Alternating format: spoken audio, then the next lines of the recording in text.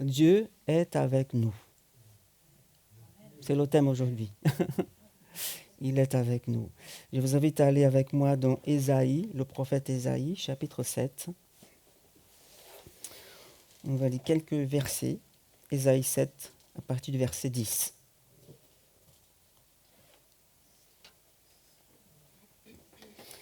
Ésaïe 7, à partir du verset 10. Il dit ceci. L'Éternel dit encore à Achaz, demande pour toi un signe à l'Éternel, ton Dieu. Demande-le que ce soit dans les plus extrêmes profondeurs ou les lieux plus élevés. Achaz répondit, je ne demanderai rien, je ne provoquerai pas l'Éternel. Isaïe dit alors, écoutez donc, membres de la dynastie de David, est-ce trop peu pour vous de fatiguer les hommes, pour que vous abusiez encore de la patience de mon Dieu? Voilà pourquoi c'est le Seigneur lui-même qui vous donnera un signe. La Vierge sera enceinte. Elle mettra au monde un fils, il l'appellera Emmanuel. Il se nourrira de lait caillé et de miel jusqu'à ce qu'il sache rejeter le mal et choisir le bien. Cependant, avant que l'enfant sache rejeter le mal et choisir le bien, le territoire dont tu redoutes les deux rois sera abandonné. Jusqu'ici.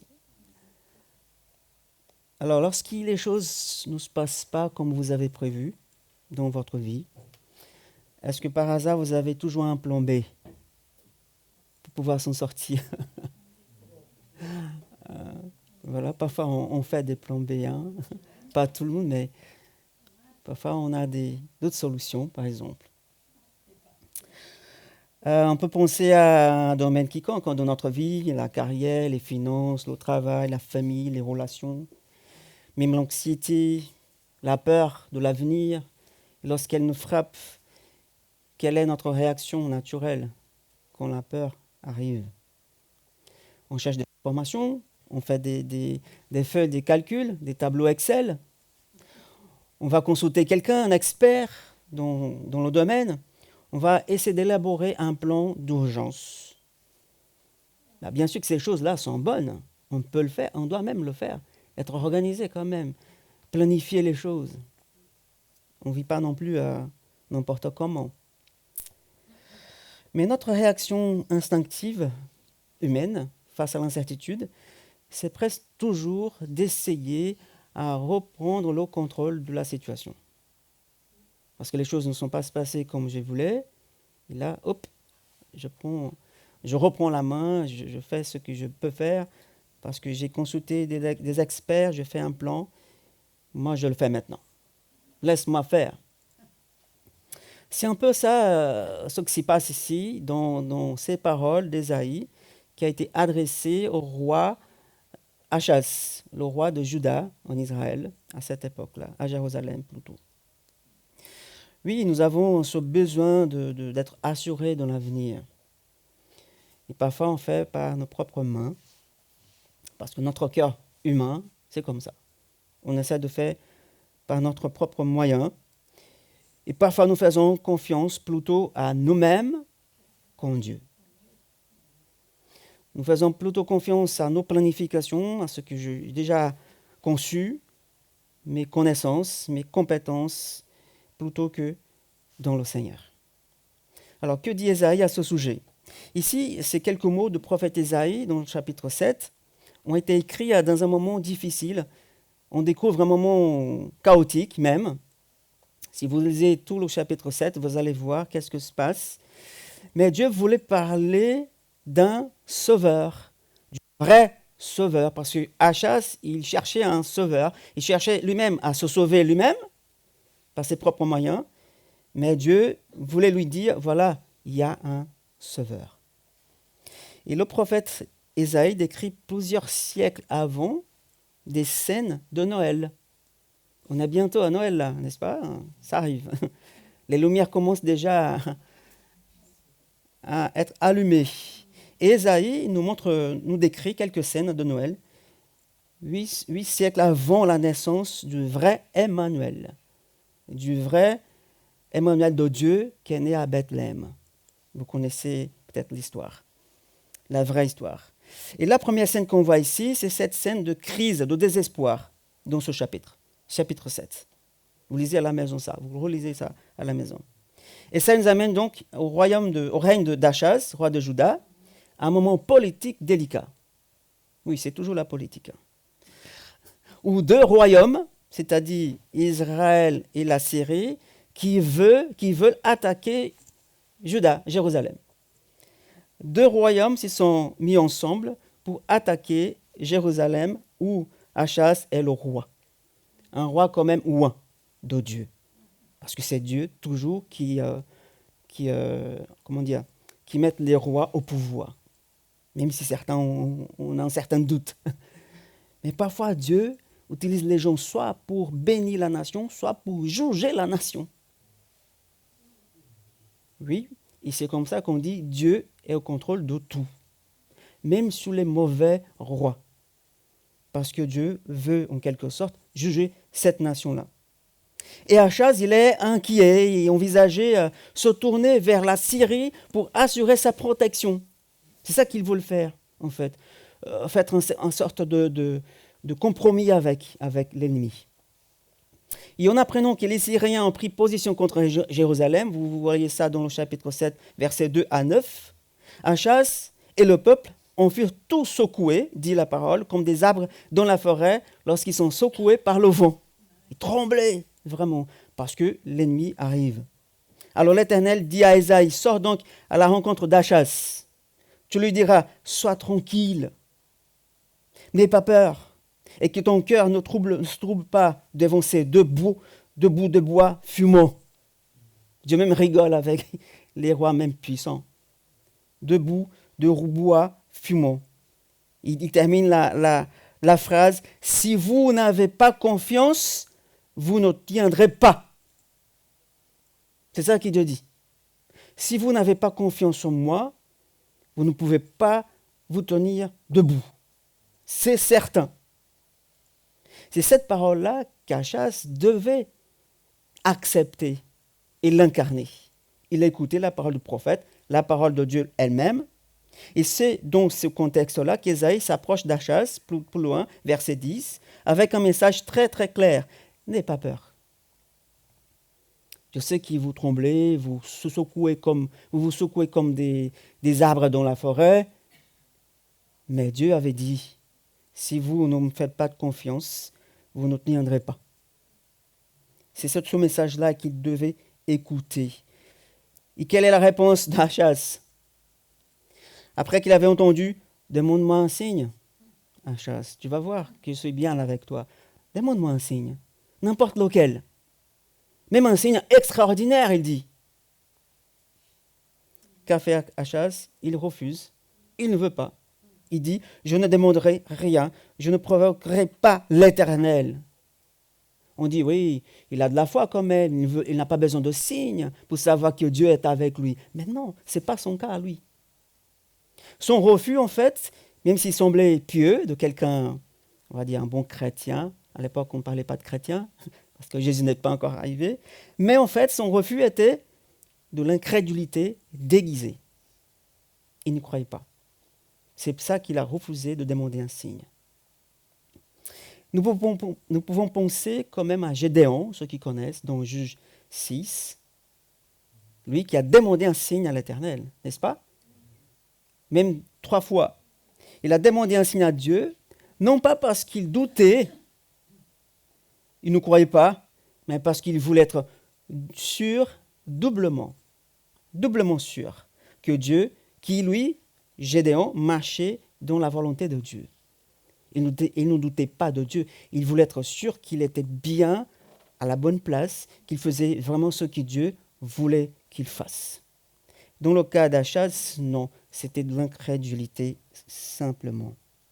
À quoi pensait Achaz? Il pensait à faire une alliance avec la Syrie, une alliance militaire stratégique, un moyen de contrôler lui-même l'avenir.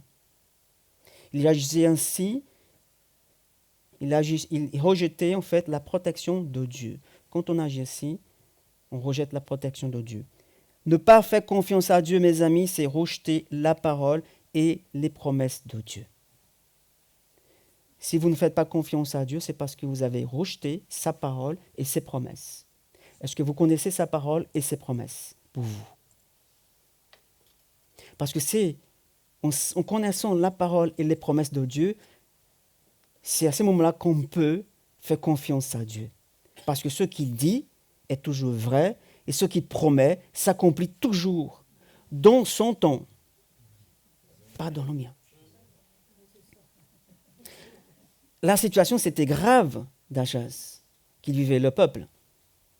Et l'offre de Dieu à Achaz, demande-moi pour toi un signe, Achaz. Et tu vas voir, soit dans les régions d'en bas, soit dans les régions plus élevées, souligne deux choses, cette offre-là. La gravité de la crise, elle était vraiment trop grave, et l'importance que Dieu accorde à l'exercice de la foi.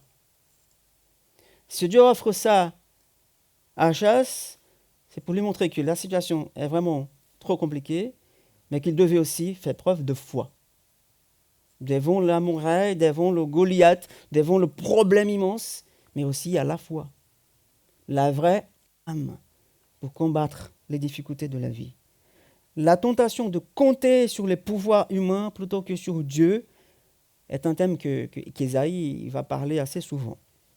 Par exemple, dans Ésaïe 31, notez ça aussi, vous allez voir, Ésaïe a confronté cette même mentalité, la folie de s'appuyer sur ses propres moyens plutôt qu'en Dieu, le Saint d'Israël. Chapitre 31, versets 1 à 3. Malheur à ceux qui descendent en Égypte pour avoir du secours, qui s'appuient sur des chevaux et placent leur confiance dans le grand nombre de chars et la force des cavaliers, mais qui ne portent pas le regard sur le Saint d'Israël et ne cherchent pas l'Éternel. Lui aussi, cependant, il est sage. Il fera venir le malheur, il ne retirera pas ses paroles. Ici, il se dressera contre la communauté des méchants et contre le secours apporté par ceux qui commettent l'injustice. L'Égyptien est un être humain et non Dieu. Ses chevaux ne sont que chair et non esprit.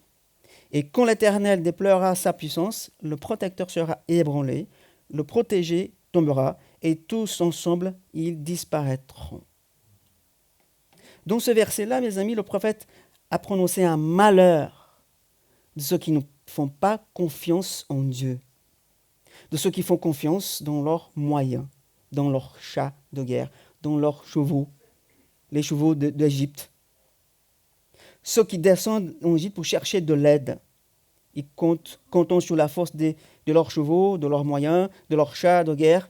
Et la critique, là, ce n'est pas la façon de faire, mais la motivation du cœur. Ils cherchaient une aide humaine. Mais ne regardez pas vers le Saint d'Israël, ni la sagesse du Seigneur. Et le verset 3 présente ce contraste. L'Égyptien est un être humain et non Dieu. Ses chevaux ne sont que chair et non esprit. Qu'est-ce qu'il veut dire par là? Le prophète, ici, il expose la fragilité et la mortalité de ce qui semble être la chose qu'on peut s'appuyer ici dans ce monde. Soit ton salaire, soit ta santé, soit ta maison, soit tes relations, tes amis qui t'entourent, tout ce que tu peux avoir et être ici. Ils ne sont que chair et non esprit. Alors, quels sont les chevaux et chars d'Égypte auxquels nous sommes plus tentés à nous appuyer, à nous faire confiance en temps de crise, au lieu de chercher d'abord Dieu.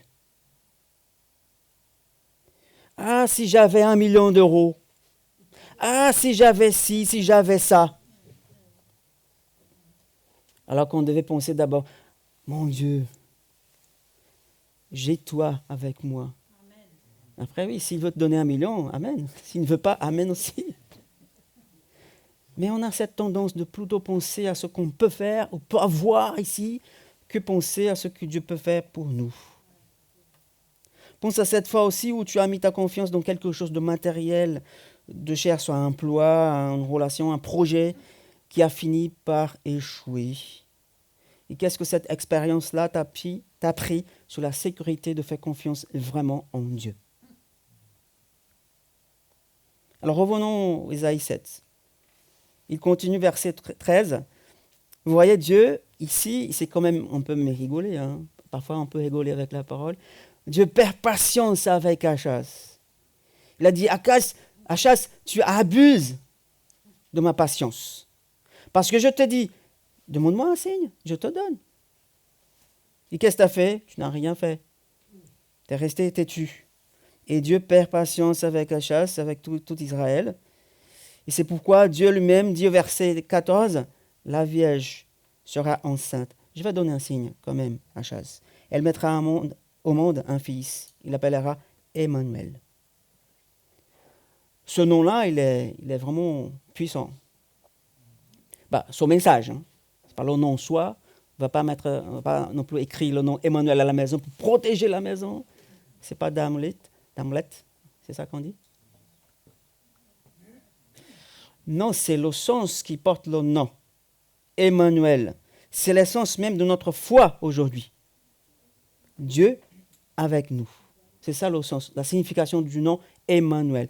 Dieu avec nous. Il est avec nous. Pourquoi il est avec nous? Parce que tu es bien? Parce que tu es une bonne personne? Parce que tu donnes ta dîme? Parce que tu fais ci, tu fais ça?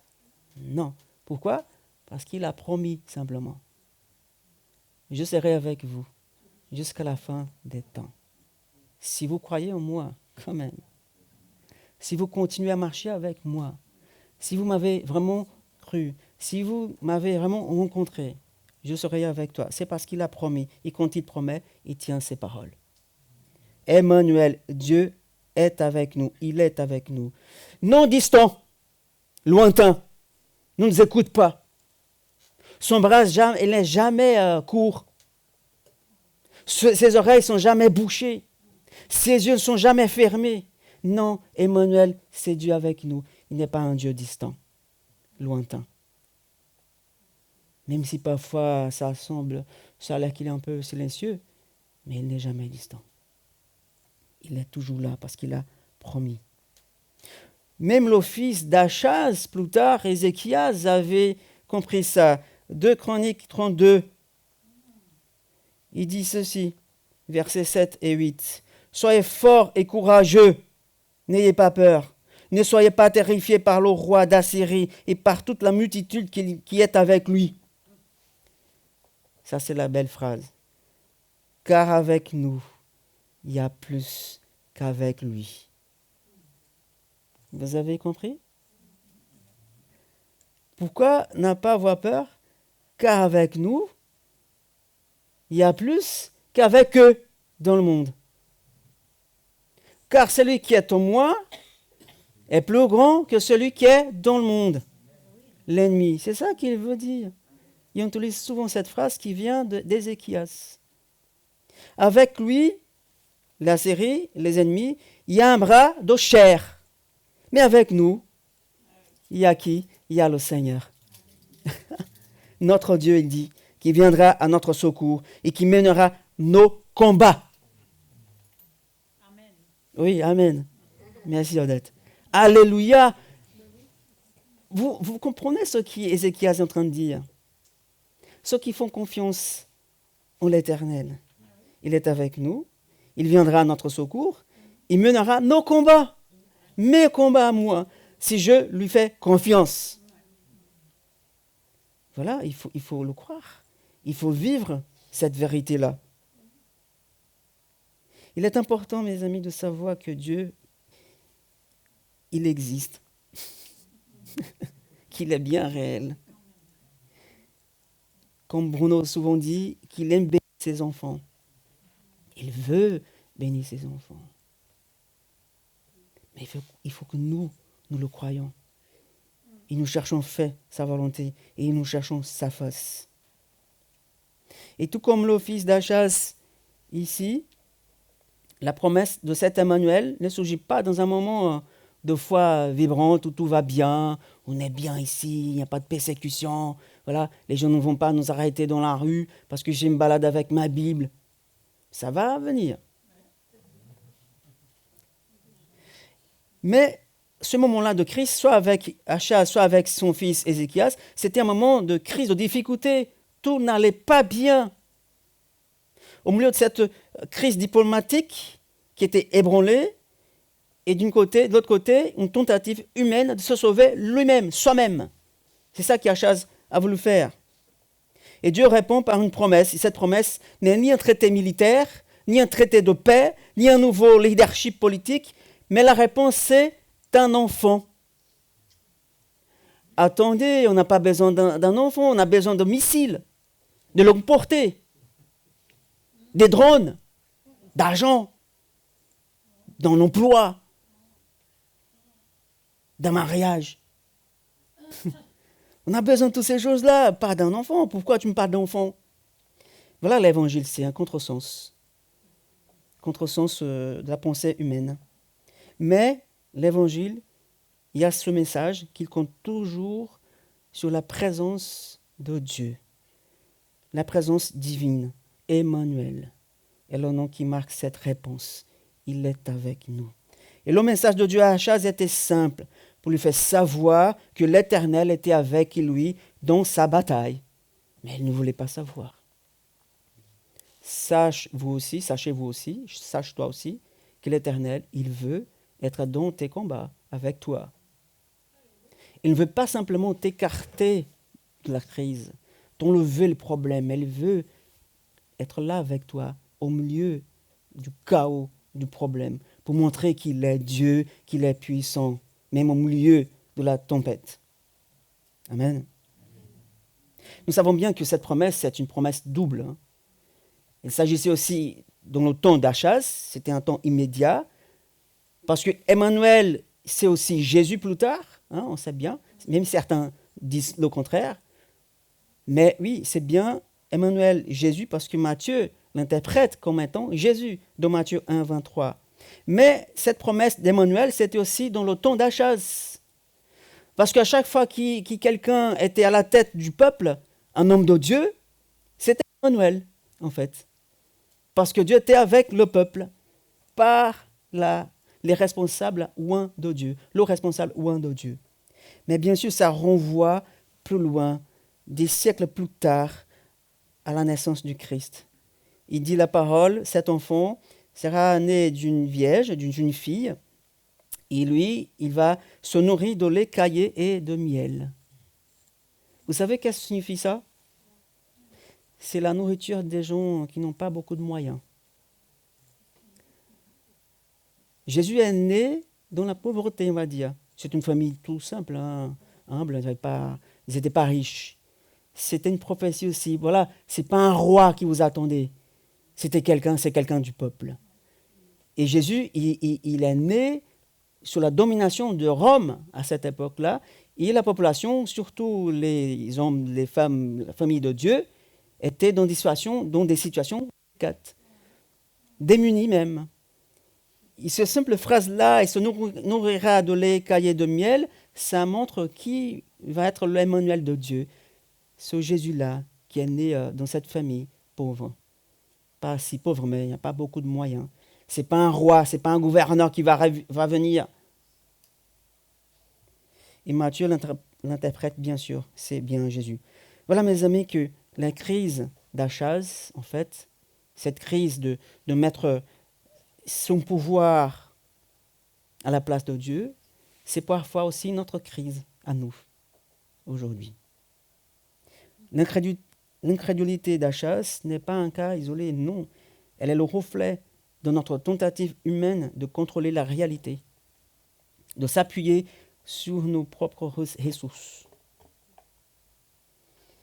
Et ici, si on agit comme Achaz, nous traitons la parole de Dieu comme insignifiante. Et la réponse de Dieu, hier comme aujourd'hui, n'est pas une meilleure stratégie, mais quelque chose d'infiniment supérieur. C'est quoi? Sa présence elle-même. Tout simple. Bah, tout simple. Sa présence, c'est tout. Hein? Connaissez-vous les 3 amis du prophète Daniel? Dans Daniel 3, lisez-vous aussi à la maison ça, lisez ça à la maison, Daniel 3. Ils ont décidé de craindre Dieu plutôt qu'aux hommes. Et quel était le résultat, la conséquence? Ils ont été jetés dans une fournaise extrêmement brûlante. Pourquoi? Parce qu'ils ont cru en la promesse de Dieu, que Dieu serait avec eux toujours, même dans la fournaise, dans les bons et mauvais moments. Ils ont cru quand même. Ils ont été jetés dans cette fournaise. Ils ont été sauvés. Vous savez l'histoire. Même face à notre incrédulité, mes amis, Dieu continue d'agir. Même si tu ne crois pas, mais Dieu agit toujours. Même si tu n'as pas assez de foi, il agit toujours. Quand Isaïe dit la Vierge sera enceinte, c'était quand même scandaleux pour cette époque-là. Une femme avoir des relations sans avoir des relations, donner naissance à quelqu'un, c'est impossible. Et aussi scandaleux parce que peut-être qu'elle a fait ça en cachette. Mais cela défie non seulement la logique, mais aussi l'autonomie. Vous savez, la naissance virginale est un acte de Dieu, sans intervention humaine. C'est ça le message. Sans collaboration humaine. Ça signifie que le salut vient d'en haut, et pas dans mes moyens. La solution de mes problèmes, même si c'est un problème de travail ou autre, ça vient toujours d'en haut, si je crois en Dieu. Ça signifie qu'on doit toujours vivre avec Dieu dans tous les domaines de notre vie. Pas simplement parce que je viens à l'église sur le dimanche, et demain je vais au travail, et Dieu reste à la maison. Ma vie, c'est le reflet de ma foi. Le Christ n'est pas le fruit d'un effort humain, il est le signe de Dieu qui envahit l'histoire, non pas pour nous rendre plus forts, mais pour nous rappeler que nous ne pouvons rien faire sans lui, comme quelqu'un avait prié tout à l'heure. Cela nous rappelle, mes amis, que nous ne pouvons rien racheter, c'est Dieu qui fait tout. Cette incarnation de notre Seigneur, c'est une invitation à faire confiance vraiment à cette initiative qui vient de Dieu. Quel est notre rôle? C'est un autre. C'est simplement ça nous appelle à réformer les choses, à préserver les choses, à persévérer, à témoigner et à toujours être encouragé par la présence de Dieu qui est parmi nous toujours. Et nous sommes appelés à être le sel de la terre. C'est pour retarder la décomposition et pas pour changer le monde.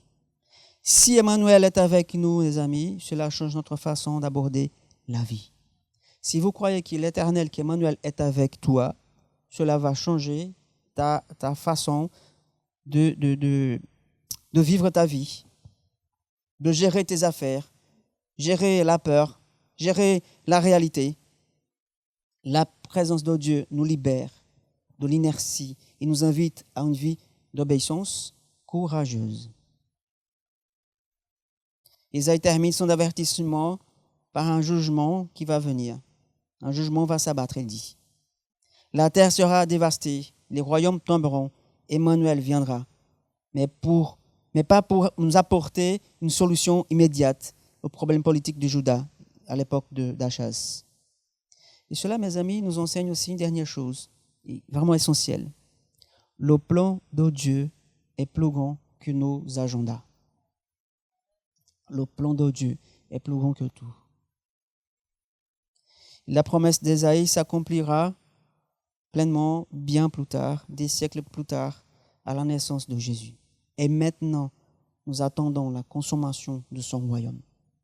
Et en attendant, nous devons vivre notre vie comme si Dieu était avec nous vraiment. Nous ne sommes pas seuls dans ce monde. C'est pourquoi vivre comme quelqu'un qui croit en Emmanuel, c'est vivre entre le déjà et pas encore. Le royaume est déjà venu, mais il va encore arriver dans sa plénitude. C'est reconnaître la présence de Dieu aujourd'hui et maintenant et toujours, sans oublier que le jugement, un jour, va venir. La restauration finale va venir. La fin de toute souffrance sont encore à venir. Noël, on parle souvent de cette époque-là, à la lumière d'Ésaïe 7, n'est pas l'histoire de la façon dont Dieu nous a aidés à nous sauver, non. Mais de la façon dont il est intervenu dans notre histoire pour faire ce que nous ne pouvons jamais faire. C'est lui qui nous sauve. Je ne sais pas comment tu vis aujourd'hui. Qu'est-ce que tu traverses? Les doutes, les peurs, les angoisses, l'anxiété, la peur de l'avenir, je ne sais pas. Mais si tu crois à cette promesse que Dieu est venu sur cette terre, en tant qu'enfant, en tant qu'homme, il a grandi, il a vécu notre vie, il a été tenté sans péché, il est allé à la croix pour nous racheter parce que ça doit être nous d'être à la croix. Mais il est mort à notre place. Il est ressuscité. Le troisième jour, il se levait. Il est vivant aujourd'hui à la droite de Dieu. Il nous appelle à abandonner, mes amis, nos idoles, les idoles de la sécurité. Il fait confiance à Emmanuel, le Dieu qui est véritablement avec nous. Et comme dit le psalmiste dans le psaume 20, verset 8, pour terminer avec ce passage, les uns s'appuient sur les chars, les autres sur les chevaux. Nous célébrerons l'Éternel, notre Dieu. Nous faisons confiance à Dieu, à lui seul. Cessons alors de considérer la foi comme le dernier recours lorsque nos plans échouent et commençons à la voir comme la première chose à faire, la foi. Mettre notre sécurité en lui, en sa présence, en attendant le retour du roi. Et vivons paisiblement en Emmanuel, Dieu avec nous.